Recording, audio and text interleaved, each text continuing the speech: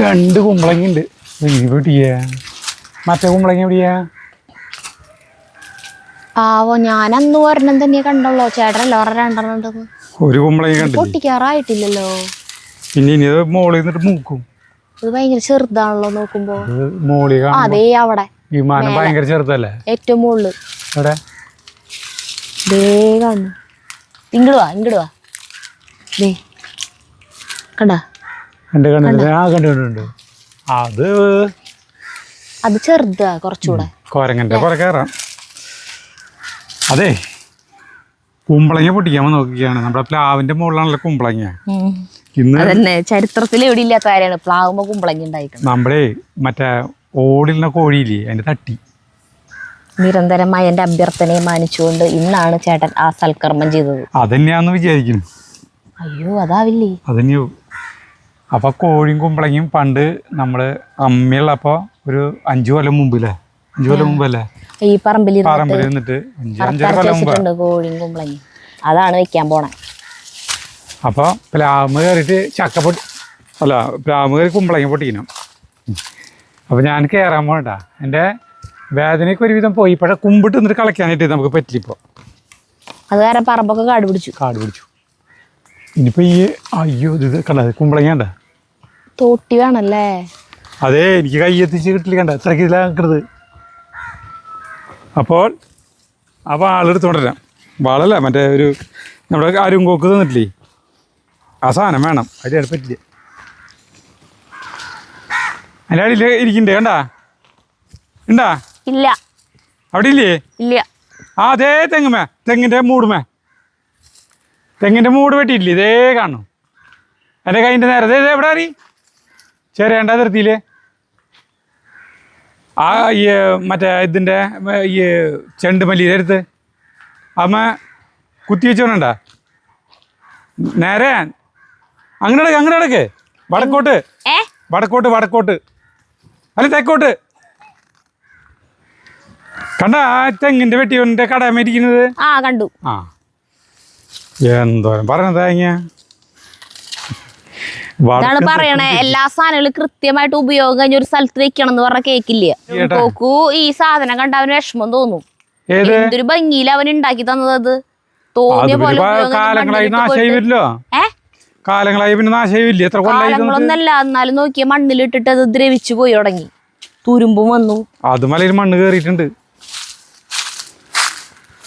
വടിവാള് ഇതെത്തോട്ടാ. ഞാൻ ഇടത് കൈ കൊണ്ട് വലിച്ചിടും.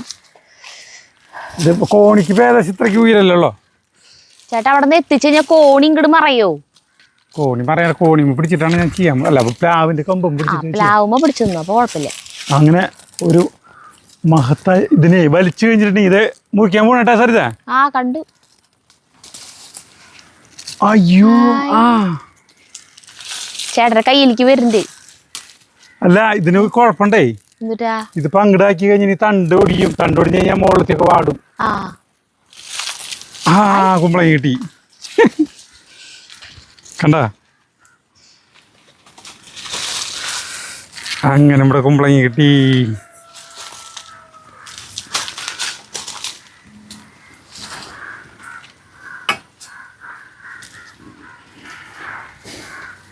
നമ്മുടെ കുമ്പളങ്ങളൊന്നും മണ്ടനല്ല അല്ലേ? ഇങ്ങനത്തെ ഉണ്ടാവുമ്പോഴേ ഭീകരമായ പടുമുളയാകുമ്പോഴേ ഇത് വണ്ടം കുമ്പളങ്ങൾ വരും. ഇത്രയ്ക്ക് ഒരു 10 കിലോ 12 കിലോ. ഇത് വലുതായി കഴിഞ്ഞു പൂത്ത്. കണ്ട അതൊക്കെ മൊരി മയ കണ്ട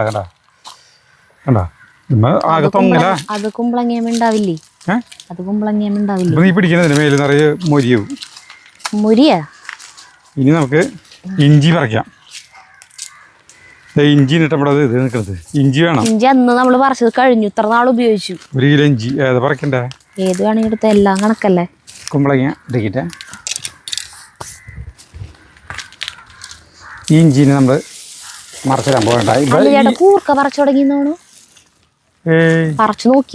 ഇഞ്ചി പറിക്കാൻ സുഖ.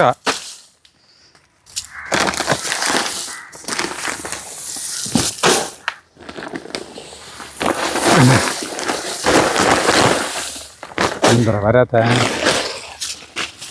അന്നത്തെ കടയിൽ അത്രയ്ക്ക് ഇല്ലേ സരിത ഇഞ്ചി ഇതില്? അന്നത്തെ ആ കട കണ്ടമാനായിരുന്നു. ആ കടയിൽ നിന്ന് നമുക്ക് 1 കിലോ മീത ഇഞ്ചി കിട്ടി. ഇത് കുറച്ചുള്ളൂ. ഇത് മോശമായി, നാണം കെട്ടു. എന്നാലും കുഴപ്പമില്ല. പക്ഷേ ഇഞ്ചി സൂപ്പറാട്ടാ. തൊലിയടക്കം ഉപയോഗിക്കാം നമുക്ക്, അല്ലേ? കിട്ടുന്നു മതി. നോക്കിയേ, ഈ തണ്ടൊക്കെ നമുക്ക് കളയാം. കത്തിയെന്ന് ആ വാള് വാള് ഈ വാല് പിടിച്ച മുറിച്ചു പോകാന്ന് വെച്ചിട്ടാ കിണ്ണതല്ലോ വെച്ചാ.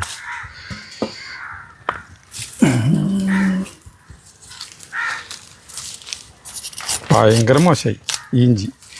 അല്ല, അതില് കുഴപ്പമൊന്നുമില്ല. പിടിച്ചോ. ഈ പച്ചമുളക് പൊടിച്ചു. പച്ചമുളക് വേപ്പിന്റെ ഇവിടത്തെ പൊടിച്ചാല് നല്ല അല്ലേ ഇവിടത്തെ? അതെ, അലയേണ്ട അവിടത്തെ അത് ഞാൻ പൊടിച്ചിട്ട് വരാം. പൊടിച്ചോ. ആ വേണ്ട.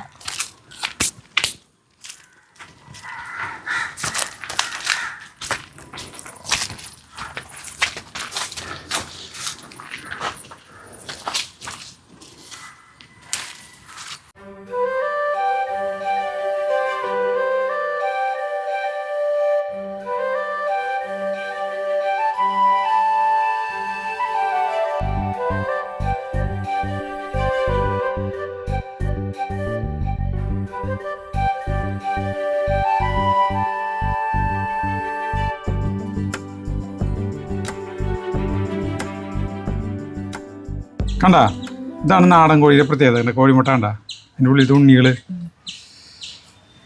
പിന്നെ നെയ്യൊക്കെ ഉണ്ടാവും. ഇതിപ്പോ തൊലി പൊളിച്ച് നമ്മൾ ഇവിടെ നന്നാക്കാൻ കൊണ്ട് പോയി. നമ്മള് കൊല്ലല്ല ചെയ്തിവിടെ കൊന്ന് പപ്പ പറയുകയാണെങ്കിൽ ആ തൊലി അടക്കം നന്നായിട്ട് തൊലിയുടെ അടിയിലുള്ള നെയ്യടക്കം ഉണ്ടാവും. തൊലി കുറെ പേർക്ക് തൊലികൾ കാണുന്നത് ഭയങ്കര ഇഷ്ടമല്ല. പണ്ടുള്ളവർക്ക് ആ തൊലിയാണ് ഭയങ്കര ഇഷ്ടം. എനിക്ക് തൊലി നല്ല ഇഷ്ടമാണ്. ആ തൊലി മാത്രം പറക്കി ആളുകൾ തിന്നും. കുറച്ച് പണിയെടുക്കണമെന്ന് മാത്രം. പപ്പ് പറിച്ച് അപ്പോൾ നമുക്ക് അതിന് 2 മണിക്കൂർ പിടിക്കും വെള്ളം തിളപ്പിച്ച് പപ്പ് പറിച്ച് ഇതൊക്കെ ചെയ്യാനായിട്ട്. അപ്പോൾ ഇതാണ് നമ്മുടെ നാടൻ കോഴിയും കുമ്പളങ്ങയും ചെയ്യാൻ പോണത് കേട്ടോ. പക്ഷേ ഈ കോഴിയിലേക്ക് ആ കുമ്പളങ്ങ പോരാ. കുമ്പളങ്ങ വലിയ കുമ്പളങ്ങ വേണമായിരുന്നു. അപ്പോൾ നീ ഇതിൻ്റെ ആവശ്യമുള്ള എടുത്താൽ മതി. ബാക്കി മാറ്റി വയ്ക്കും. കുറച്ച് ശാന്തിയില്ല. അത്രയ്ക്ക് വയ്ക്കണ്ട. അപ്പോൾ അതിലേക്കുള്ള സാധനങ്ങളൊക്കെ എടുത്താണ്. അതിൽ പകുതി എടുത്താൽ മതിയില്ലല്ലോ. അപ്പോൾ ഓക്കെ, തുടങ്ങാം. ആദ്യം തന്നെ സാധനങ്ങളൊക്കെ വറക്കട്ടെ. നമ്മുടെ ചീഞ്ചട്ടി അടുപ്പത്ത് വെച്ചു. ചീഞ്ചട്ടി നന്നായി ചൂടായിട്ടുണ്ട് കേട്ടോ. അതേ തിരി വെളിച്ചെണ്ണ ഒഴിച്ചു. ആദ്യം തന്നെ ഇതിലേക്കുള്ള മുളക് വറുത്ത് കോരാൻ പോവാട്ടെ. അധികമാവോ നീട്ടോ, എരിവുണ്ടാവണം.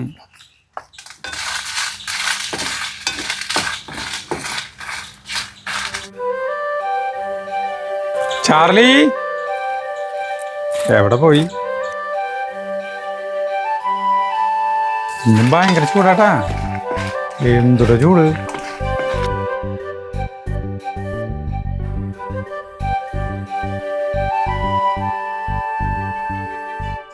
മുളകൊക്കെ മൂത്തൂട്ട. അപ്പൊ ഇത് എടുക്കാൻ പോവാ. ഇതിലേക്ക് ഈ വെളിച്ചെണ്ണയിലേക്ക് നാളികേരം ഇടാട്ടാ. നാളികേരത്തിലേക്ക് ആവശ്യമായിട്ടുള്ള മല്ലി, പിന്നെ കറുവപ്പട്ട, ഏലക്കായ, കരയാമ്പൂ, കുരുമുളക്, പെരുംജീരകം അതിടുന്നു. 1 ഉള്ളി വെളുത്തുള്ളി ഇടുന്നു. വെളുത്തുള്ളിയൊക്കെ ഇത്തിരി അധികം എടുത്തിട്ടുണ്ട്.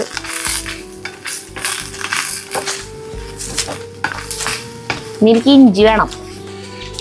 ഞാനേ നമ്മുടെ ഈ ഇതല്ലേ ചെത്തിയില് ഇത് ഇവിടെ വെച്ചിട്ടുണ്ടായിരുന്നല്ലോ. അപ്പോൾ വെയിലിങ്ങനെ അടിക്കുന്നു. അപ്പോൾ നമ്മുടെ മര്യാദയ്ക്ക് പറഞ്ഞു ഞാൻ അതിങ്ങനെ എടുത്ത് വെക്കണ്ട. വേര് പിടിച്ചു കഴിഞ്ഞിട്ട് മതിയാ, അത്ര മതി. അരച്ച് ചേർക്കല്ല, മണം ഭയങ്കരമായിട്ട് കൂടും ഇഞ്ചി അധികമായി കഴിഞ്ഞാൽ.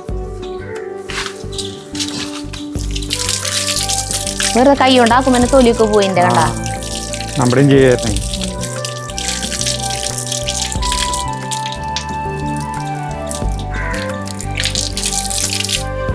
ഇഞ്ചി സാധനം കൂടുതൽ ചേർക്കല്ലോ. വേണമെങ്കിൽ ഇത്തിരി കൂടി ചേർക്കാം. ഉപ്പിൻ്റെ ഇല 2 തണ്ടും കൂടി ഇടുന്നുണ്ട് കേട്ടോ. പിന്നെ ഇഞ്ചി അത് ചെറിയ കഷ്ണങ്ങളാക്കിയിട്ട് അത് ഇട്ടു. ഇതെല്ലാം വറക്കട്ടെ.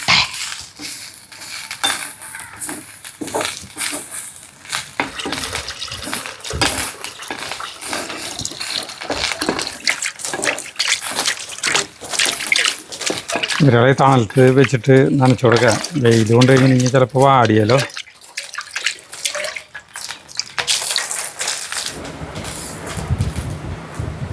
ഇതെടുക്കാം.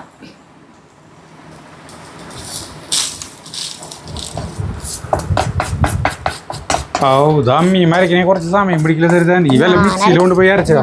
അല്ലെങ്കിൽ അരയ്ക്കണമൊന്നുമില്ല. കുറച്ചുകൂടി നേരത്തെ നമ്മൾ തുടങ്ങിയിരുന്നെങ്കിൽ അരയ്ക്കാനുള്ള സമയം കിട്ടിയാണ്. ഇതിപ്പോ ഉച്ചയാവാറായി. ഇനി ഇത് അരച്ച് വരുമ്പോഴേ കുറെ സമയവും. കണ്ട എന്തുട്ടാ സാധനം. ഇതാണ് ഇതിലത്തെ കൂട്ട്. നമ്മുടെ നാടൻ നാടൻ കോഴി കൂട്ടാൻ്റെ കൂട്ട് ഇതാണ്. ഞാൻ ആലോചിക്കായിരുന്നു കേട്ടാ, ഈ സാധനല്ലേ, ഈ സെയിം സാധനം അരച്ചിട്ട് നമുക്ക് കൊടുക്കാൻ പറ്റുകയാണെങ്കിലേ പ്രിസർവേറ്റീവ് ഒട്ടും ചേർക്കാണ്ട് കൊടുക്കാൻ പറ്റണം. പക്ഷെ നാളികേരം ഉള്ളതുകൊണ്ട് പ്രിസർവേറ്റീവ് ചേർക്കാം. അതെ, മാറില്ല. പക്ഷെ ഇത് കിട്ടുകയാണെങ്കിൽ നല്ലതാ അല്ലേ? പിന്നെ കോഴി കൂട്ടാനിലേക്ക് അപ്പൊ ഞാനിത് മിക്സിയിൽ അരച്ചിട്ട് വരാട്ടെ. അമ്മിയും അരക്കണില്ല. ശരിക്കും ഇതിലെ ഒരു കഷ്ണം മഞ്ഞള് കൂടി ഇടാം. ഉണക്ക മഞ്ഞളല്ലേ? അതെ, അത് കൂട്ടി ചേർത്തിട്ട് വേണം അരയ്ക്കാൻ. അതിപ്പോ നമ്മൾ ചെയ്യണില്ല, കാരണം ഇവിടെ ഉണക്ക മഞ്ഞൾ ഇല്ല. അപ്പൊ നമ്മൾ മഞ്ഞപ്പൊടി ഇടും കൂട്ടാനില്. പണ്ടൊക്കെ ഉണക്ക മഞ്ഞൾ അമ്മ ഇങ്ങനെ അമ്മിയും ഇട്ട് ഇങ്ങനെ കുത്തി ചായ്ക്കും.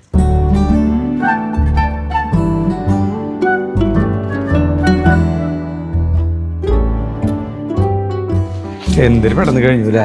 ഇവിടെയാണെങ്കിൽ ഇപ്പൊ നീ 1 മണിക്കൂർ വേണം ഇത് അരയ്ക്കാനായിട്ട്. ഞാൻ ഇറച്ചിരുന്നുട്ടാ, ചിക്കൻ ഇടുന്നു. അത്യാവശ്യം നിറച്ചുണ്ട്. അയ്യോ, ഇതിന് കുമ്പളങ്ങിയുടെ എവിടെ സ്ഥലം? കുമ്പളങ്ങയൊക്കെ ഉള്ളു. എന്നുവെച്ചാൽ കുറച്ച് ചിക്കൻ മാറ്റി വയ്ക്കാം. കുറച്ച് മാറ്റി വയ്ക്കാം. ചേട്ടൻ പറഞ്ഞതല്ലേ ചിക്കൻ കുറച്ച് മാറ്റി വയ്ക്കാൻ. അതുപോലെ തന്നെ മാറ്റാം. നല്ലത്. നെയ്യില് കുറച്ച് കഷ്ണം മാറ്റി വയ്ക്കണം. ഈ കഷ്ണങ്ങളൊക്കെ മാറ്റാം അല്ലേ? നിനക്ക് ഇഷ്ടം മാറ്റിക്കോ. കണ്ടമാനായി. നല്ല തൂക്കണ്ട കോഴി, പെടക്കോഴി അല്ലേ? ചാത്തനാണെങ്കിൽ ഭയങ്കര തൂക്കമായിരിക്കും. എരിവ് കൂടുമോ? ഇല്ല, എരിവൊന്നും കൂടില്ല. എപ്പോഴും ഉണ്ട്, ഇത്രയുണ്ട്. കുമ്പളങ്ങിയും കൂടി ഇടേണ്ടതല്ലേ, അത് കാരണം കേട്ടാ മാറ്റിയേ. ഇതിലേക്ക് വേപ്പിലിട്ടു, പച്ചമുളക് കീറിയതിട്ടു, മഞ്ഞൾപ്പൊടി ഇട്ടു. ഇനി നമ്മുടെ അരപ്പ്. ഈ അരപ്പിലാണ് കിടക്കുന്നത് കാര്യം.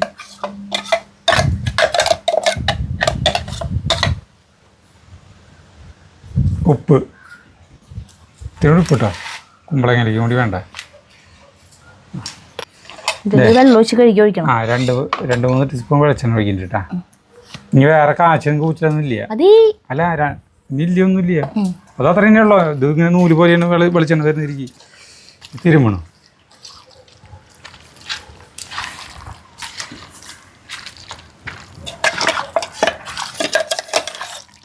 വടിച്ച് വരാണ്ട്. അത് വെള്ളം ഒഴിച്ചിട്ട് ഒഴിക്കാം. വെള്ളം ഒഴിച്ച് കഴുകിയിട്ടേ ഇതിലേക്ക് ഒഴിക്കാം. ഇങ്ങനത്തെ കൂട്ടാക്കിയിട്ട് മറ്റേ ഗ്രില്ല് ചെയ്തിരിക്കും. ടേസ്റ്റ് ഉണ്ടാവും. നാളികേരം ഒഴിക്കാം. നാളികേരം വേണ്ടാന്ന് വെക്കാം. ബാക്കി സാധനങ്ങളൊക്കെ വറുത്ത് അങ്ങനെ ചെയ്ത് നോക്കണം കേട്ടോ. ഒരു വട്ടായി വേറെ മറ്റേ അൽഫാം ചെയ്യണതല്ലേ ഒരു മസാല. നമ്മുടെ മസാല കേൾക്കുമ്പോ എങ്ങനെയുണ്ടെന്ന് അറിയാമല്ലോ നമുക്ക്. മതി.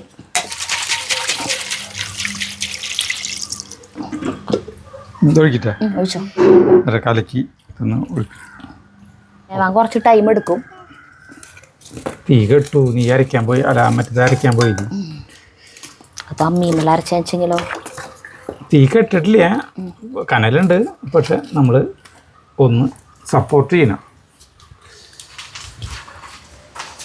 കുമ്പളങ്ങ വരെ തൊങ്ങും പോലെ വേണ്ട. അത് കഴുകിട്ട് അരിഞ്ഞോ? സാറില്ല, വേണ്ട, കഴിക്കാം. അല്ല, ഇത് വെണ്ടക്കായ്മലുണ്ട്. പക്ഷെ നമ്മൾ വാങ്ങിക്കണ കുമ്പളങ്ങ ഉണ്ടാവില്ലല്ലോ. ഉണ്ടാവും. അതൊക്കെ വല്ല ലോറിയിലും ചാക്കിലൊക്കെ എന്തോരം ഉണ്ടാവും അതിന്റെ ഉള്ളില്. ഉള്ളത് മതി നമുക്ക്. വലിപ്പം കുറവാന്നുള്ളോട്ടോ. മൂത്തുടങ്ങി. അത് ഞാൻ പറഞ്ഞത്. വലുതാവില്ലപ്പോ. എന്റെ വിചാരം ഇത് ഭയങ്കര ഇളവനാന്നാ വിചാരിച്ചേ.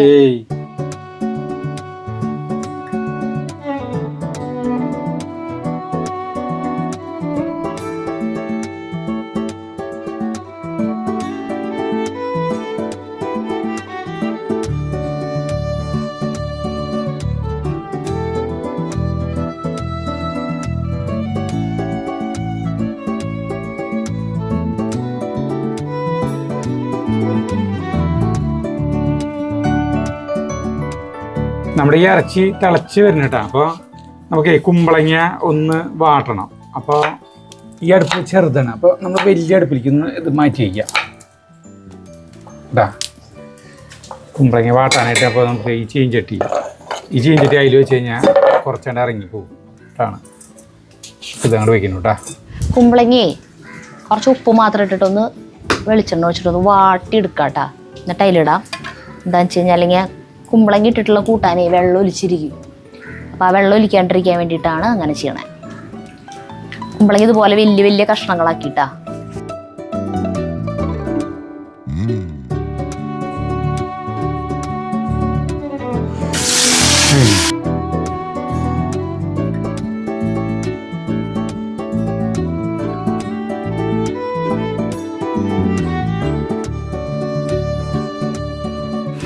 ഇളക്കാൻ പറ്റത് അത് ചുങ്ങും. ആഹാ സൂപ്പറായി. ഇതുകൊണ്ടല്ലേ ഇളക്കുന്നത്? അത് കുമ്പളങ്ങ എങ്ങനെ ഇളക്കാൻ പറ്റാ? അല്ല അതുകൊണ്ട് എങ്ങനെ ഇളക്കാൻ പറ്റാ പറഞ്ഞത്? അത് കളിക്കാൻ മതി. കുറച്ച് നേരം കളിക്കാം. ചാർലി ഇമ്രാനും അവിടെ എന്തൊക്കെ കണ്ടിട്ട് സരിതേ അതിന്റെ മണ്ടല്ലോ നോക്കി അവര് രണ്ടുപേരും. വേടാ അവര് അതിൻ്റെ ഉള്ളിൽ മതിലിൻ്റെ ഇടയിൽ പരിശോധനയെ രണ്ടുപേരും എന്തോ കൂലങ്കഷമായിട്ട് എന്തോ കണ്ടിട്ടുണ്ടാ. ചെന്ന് മൂടി വയ്ക്കാം നമുക്ക്. ഇതിലേക്ക് ഇത്തിരി ഉപ്പിടുന്നുണ്ട് കേട്ടാ.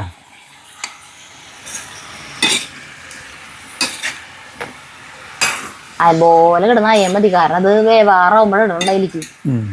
ഒരു 80% വേവാകുമ്പോൾ ഇട്ടാൽ മതി കുമ്പളങ്ങ. ഇറച്ചി ബെസ്റ്റ് മണം വേണ്ടിട്ടാ വറുത്തരച്ചൻ്റെ.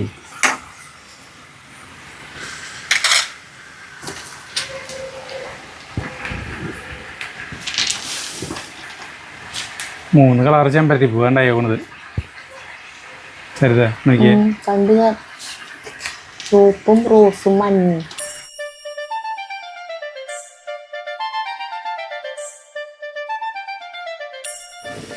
നമ്മുടെ കോഴി കണ്ടാ അടിപൊളിയായിട്ട് തിളക്കുന്നത്. വേറായി തുടങ്ങിയിട്ടാ.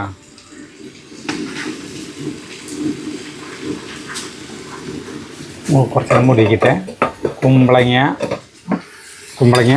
ഇത് വെള്ളം വറ്റി വറ്റിയേണ്ട വരുന്നുണ്ട്. കുറഞ്ഞു വന്നു തുടങ്ങിയിട്ട്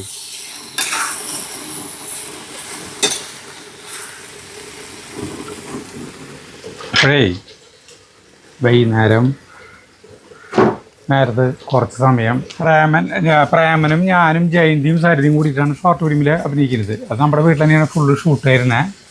അപ്പോൾ 2-3 ദിവസം അതിൻ്റെ തിരക്കിലായിരുന്നു. കഴിഞ്ഞിട്ടില്ല, അതിൻ്റെ പേടിച്ചിങ് നടന്നുകൊണ്ടിരിക്കുകയാണ്.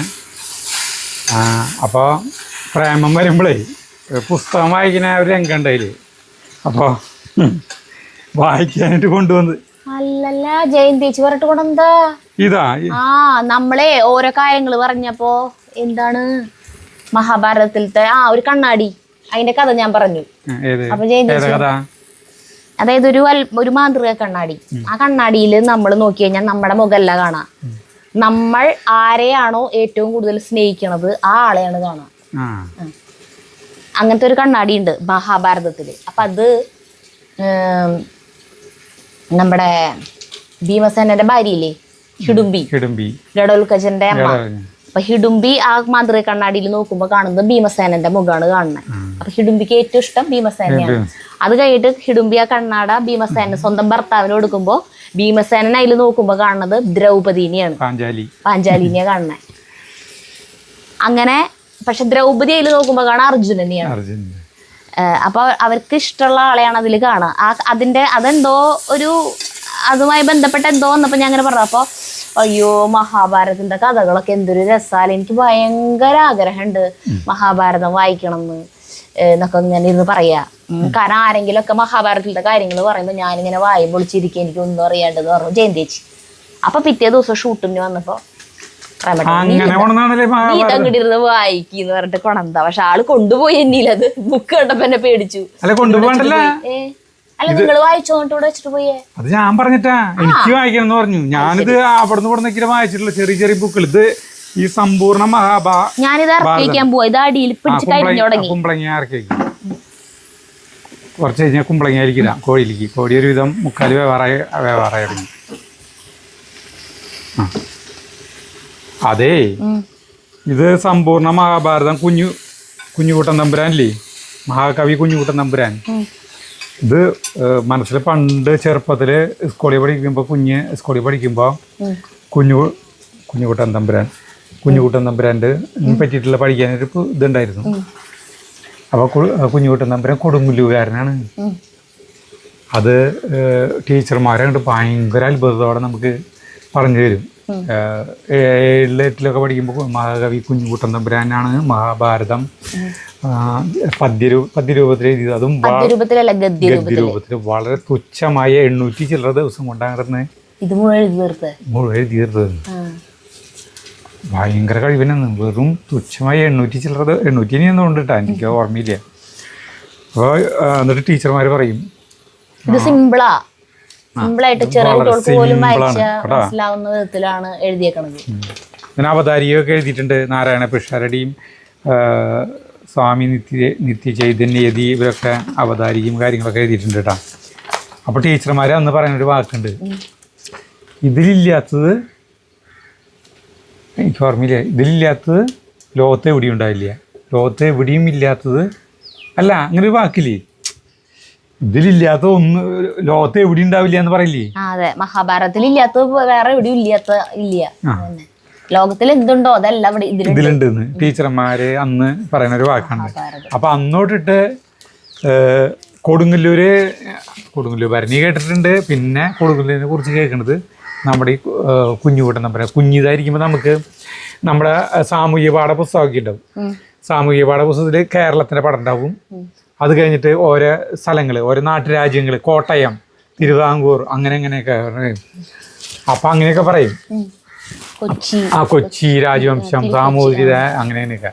അപ്പോൾ ഈ സ്ഥലങ്ങളൊക്കെ എന്ന് പറഞ്ഞിട്ടുണ്ടെങ്കിൽ നമുക്ക് ഏതോ ഭൂമിയുടെ അപ്പുറത്തേക്ക് കിടക്കുന്ന സ്ഥലങ്ങൾ പോലെയാണ് നമുക്ക് അന്ന് പിരിയാം. യാത്രാ സൗകര്യം കാര്യങ്ങളൊക്കെ 1980 യാത്രാ സൗകര്യങ്ങളൊന്നും അധികം ഇല്ല. ഓരോ സ്ഥലങ്ങളൊക്കെ ഭയങ്കര. അപ്പോൾ കോട്ടയൊക്കെ എന്ന് കാണാൻ പറ്റും, അങ്ങനെയൊക്കെ ഇതുണ്ടായിരുന്നു. അപ്പോൾ കൊടുങ്ങല്ലൂർ ടീച്ചർ പറയും, കൊടുങ്ങല്ലൂർ അധികം വഴിയില്ലേ നമുക്ക്. കൊടുങ്ങല്ലൂർ നമ്മൾ എല്ലാ ദിവസം പോയ പോലെ ഞങ്ങൾ പോയി അവിടെ. പിന്നെ ജഗുവിൻ്റെ ചികിത്സ ചെയ്യുമ്പോൾ അത് കഴിഞ്ഞിട്ട് അപ്പോൾ ഈ കോട്ടയം രാജവംശം ഇതൊക്കെ കാണുമ്പോഴേ നമുക്ക് ഈ സാമൂഹ്യ പാഠത്തിൽ കോട്ടയത്തിൻ്റെ പടം ഇങ്ങനെ കുറേ ഇതായിട്ട്.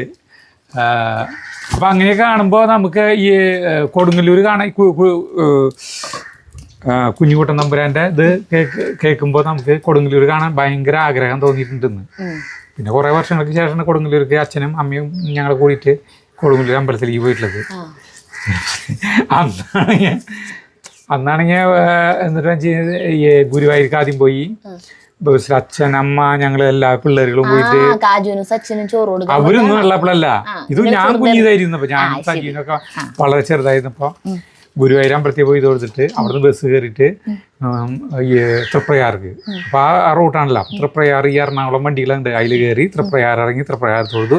പിന്നെ അവിടുന്ന് ബസ് കയറി തൃപ്രയാറിന് മസാല ദോശ കഴിച്ച് ഇങ്ങനെ കയറിയിട്ട് പിന്നെ കൊടുങ്ങല്ലൂർ പോയി തൊഴുത്. അവർ ഉച്ചയ്ക്ക് 12:30 മണി. അല്ല, അങ്ങനെ ബസ് യാത്ര 3 അമ്പലത്തിൽ തൊഴുത് കഴിഞ്ഞപ്പോഴേക്കും ഉച്ചയ്ക്ക് 12 മണിയായിട്ടുള്ളൂ. അന്ന് ബ്ലോക്ക് ഇല്ലല്ലോ. അല്ല, ഇപ്പൊ ഗുരുവായൂർ തൊഴുത് കഴിയുമ്പോ തന്നെ വൈകുന്നേരവും. അന്ന് ഗുരുവായൂരിന് അത്ര തിരക്കില്ലേ, അമ്പലങ്ങളിൽ തിരക്കില്ലേ, ഇപ്പുറത്തെ പോലത്തെ തിരക്കുണ്ട.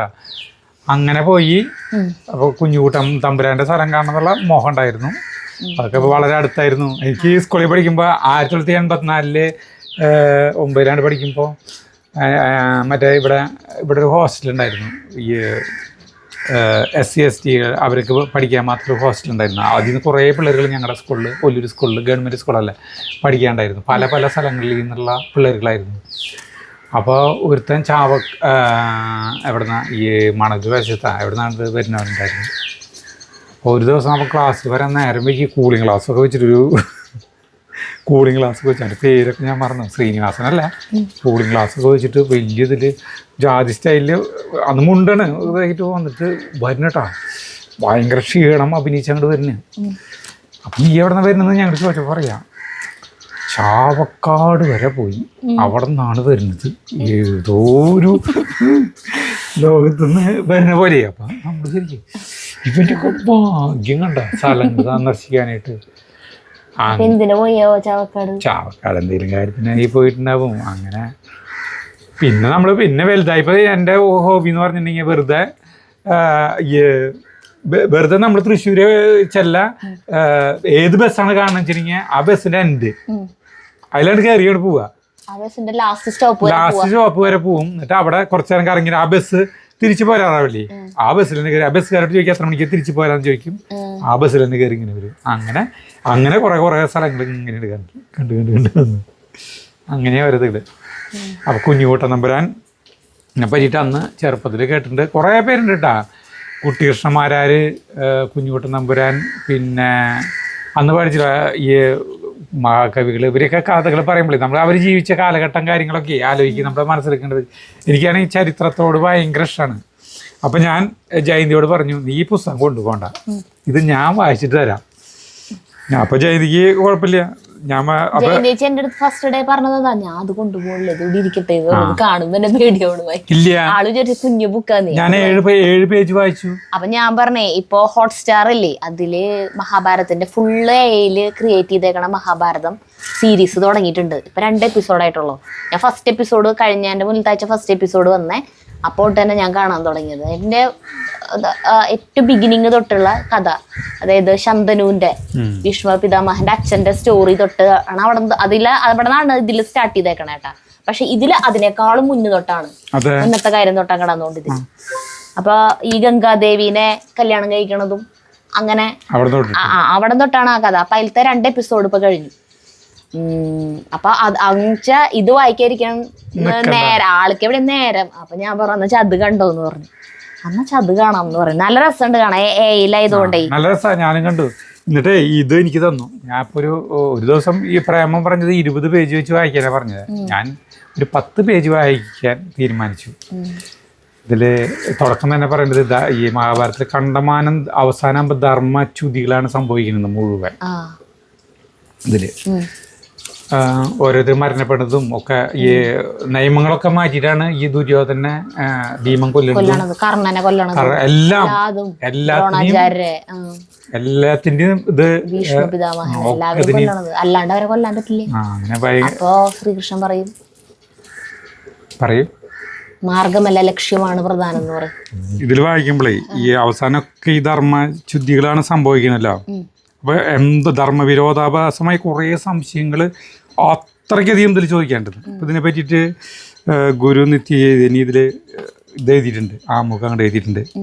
അപ്പോൾ ഇതിൽ ഒരു വാക്കാണ് കേട്ടോ, BC 5ാം ശതകത്തിൽ എന്ന് പറഞ്ഞാൽ ക്രിസ്തുവിന് 500 കൊല്ലം മുമ്പ്, അതായത് 2500 കൊല്ലങ്ങൾക്ക് മുമ്പ് ചൈനയിൽ ജീവിച്ചിരുന്ന ലാവോസു എഴുതിയ ഡൗ ഡെ ജിങ് എന്ന കൃതിയിൽ ഇങ്ങനെ പറയുന്നുണ്ടെന്ന്. സുന്ദരമായി കാണപ്പെടുന്നതിനെ എല്ലാം ലോകം സുന്ദരമെന്ന് പ്രകീർത്തിക്കുന്നു, എന്നാൽ അവയെല്ലാം വികൃതമാണെന്ന്. നല്ലതായി തോന്നുന്നതിനെ എല്ലാം ലോക നന്മയെന്ന് സ്തുതിക്കുന്നു, എന്നാൽ അവയെല്ലാം തിന്മയാണെന്ന്. എന്നിട്ട് അതിൻ്റെ അർത്ഥം നല്ലതാണെന്ന് കാണുന്നതിനെ നമ്മളിപ്പോ ഒറ്റ നോട്ടത്തിൽ കാണുമ്പോൾ ഭംഗിയുണ്ടെന്ന് കാണുന്നതിനെ ലോകം മുഴുവൻ അതിന്റെ സൗന്ദര്യത്തിന് വർണ്ണിക്കും. അതാണ് ഏറ്റവും ഭംഗി അല്ലാതെ ഇതിൽ കുറേ ഉണ്ടെന്ന് കാര്യങ്ങളെ. ഇങ്ങനെ അതായത് വായിച്ചു കഴിഞ്ഞാൽ ഓരോ ഗണ്ഡികളും നമുക്ക് ഓരോ കഥകളാക്കാൻ പറ്റും പറയുന്നത്. അതെ, ഇതിന് അത്രയ്ക്കധികം കഥകൾ തന്നെയാണ്. അപ്പൊ എനിക്ക് വായിച്ചപ്പോ ഭയങ്കര ത്രില്ലായി.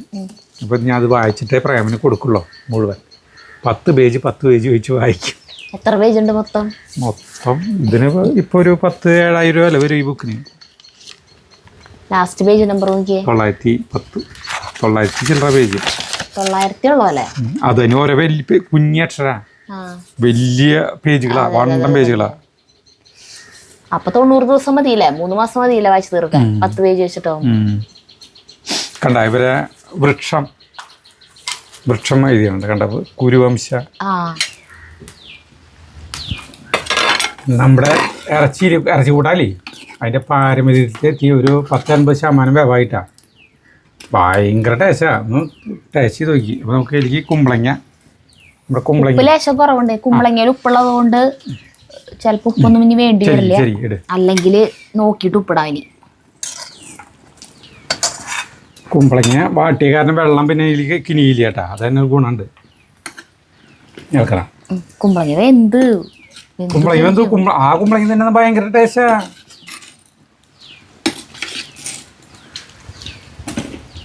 സാധാരണ ഇങ്ങനെയൊന്നും ആളുകൾ ചെയ്യില്ല, കുമ്പളങ്ങ വേറെ ആയിട്ട് തുറന്നിട്ട് വേവിച്ചാൽ മതി. പണ്ടൊക്കെ അങ്ങനെ തന്നെയുള്ളൂ. ആ ആർക്കാണ് ഇതിനൊക്കെ നേരം? കുമ്പളങ്ങയാണ് കൂടുതലിടുക, ഇറച്ചി കുറവും.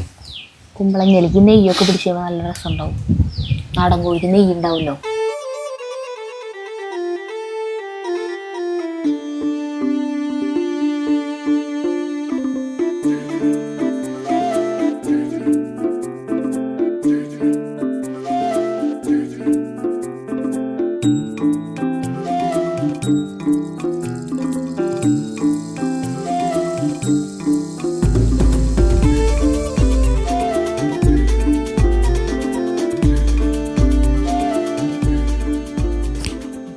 എനിക്ക് നമ്മുടെ ഇറച്ചി നല്ല സെറ്റപ്പായിട്ടാണ്.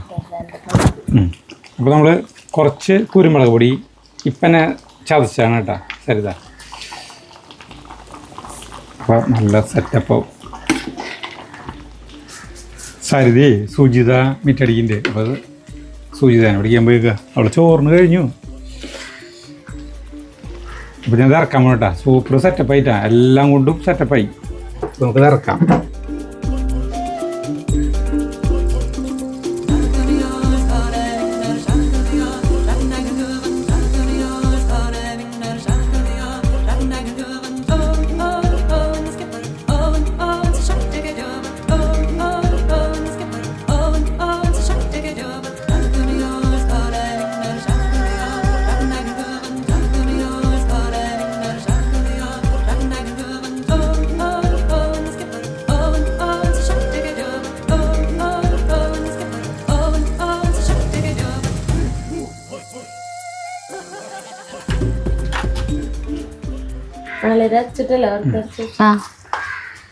സുജിതയ്ക്ക് ഭയങ്കര ചൂടാ.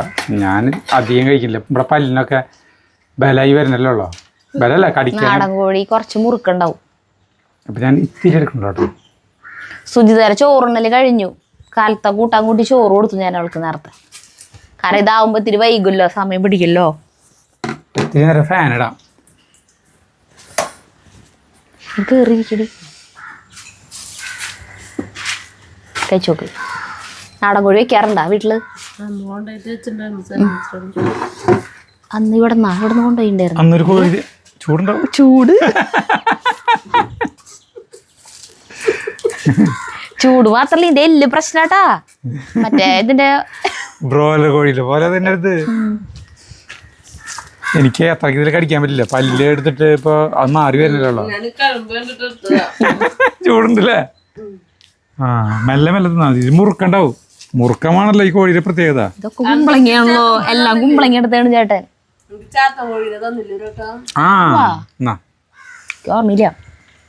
ഇറച്ചി എനിക്ക് ബലത്തിൽ കടിക്കാൻ പാടില്ല. അയ്യോ തരാം തരാം തരാം. അവിടെ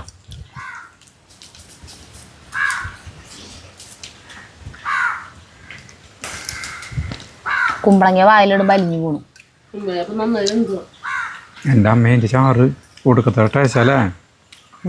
ചോറ് കൂട്ടി പടയ്ക്കാൻ ഗംഭീര. വെള്ളടിക്കുന്നവർക്ക് ഏത് വെള്ളം അടിക്കണവർക്ക് പറ്റില്ല. അവർക്ക് ഇങ്ങനെ നല്ല ഫ്രൈ ആയിട്ട് എടുക്കുന്ന സാധനവും നല്ലത്. എല്ലാം വേണ്ട, നല്ല മുറുക്കുണ്ടാവും. അപ്പം എടുത്താണ് അതിൻ്റെ രസം.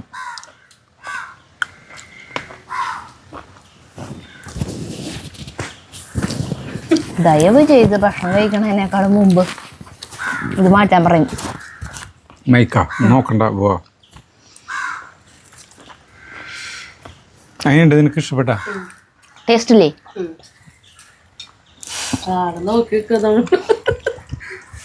ഈ ചാറിൽ ഇവിടെ കിടന്നോടൊന്നുമില്ല പോയി. അതെ അപ്പുറത്തുണ്ട്.